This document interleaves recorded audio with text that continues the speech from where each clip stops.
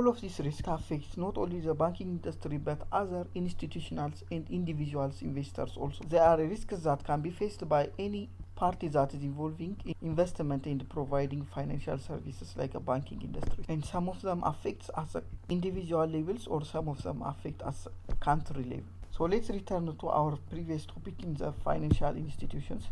We have seen a lot of risk in the banking industry. So something that we should know is commercial bank is something that can be used by everyone, even sometimes internationally or at a global level. They are established for having a profit, so their profitability is most likely to be high, and their customer can get a service like loan, saving, or depositing. And there are a lot of other services that can be given by commercial bank to their customers that require service charges for the customers.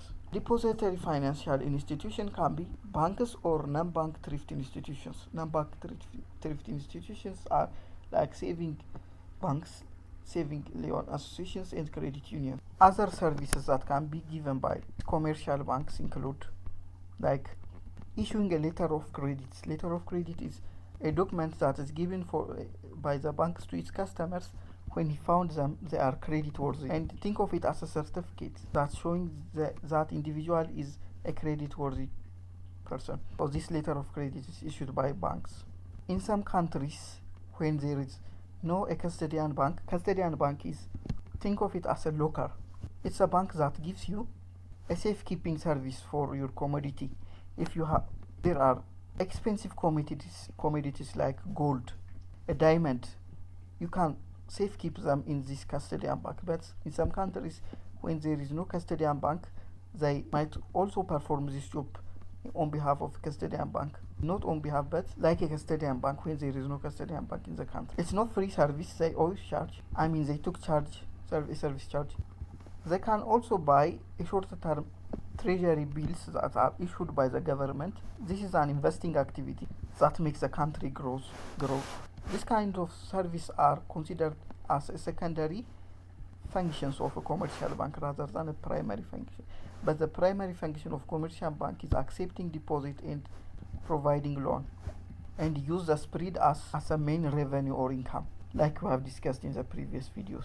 The loan might not be only given in a direct or usual way, but there are different types of loans. For example, there is overdraft facility that is provided by commercial banks. This includes this is mostly given by loyal customers of the bank most of the time. For example, if you have a check that have a money $120 inside, this means your balance is 120, but you want to make a payment of $150, so you need additional $30.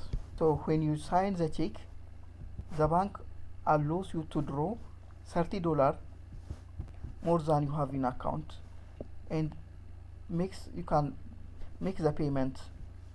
However, this is a liability for you. In the future, you will pay this $30 for the bank. This is why it's called overdraft. You can draw over than what is in your account. You can sign a check more than what your check balance has and settle your liability later on. They can also give interbank loan when one bank provides a loan for the other bank rather than individuals. This commercial bank can give consumer loans. They have a potential, but most of the time they do not give. Even if they do, they are the kind of banks that engage. If they have a high financial sustainability, otherwise they do not focus on giving a consumer loan. Rather, they give a business loan or commercial loan, mostly for corporations than giving for individuals or for real estate firms. Mostly they will give a commercial loan or real estate loan rather than giving a consumer loan. Even if they give for the consumer, they probably might give for their employees and other kind of people that relate to the institution. So that's why these non-bank thrift institutions are introduced. They will focus on consumer loans most of the time, unlike the commercial banks. So let me start with saving and loan association, and I will continue these two topics later on. So saving and loan associations are the one who focuses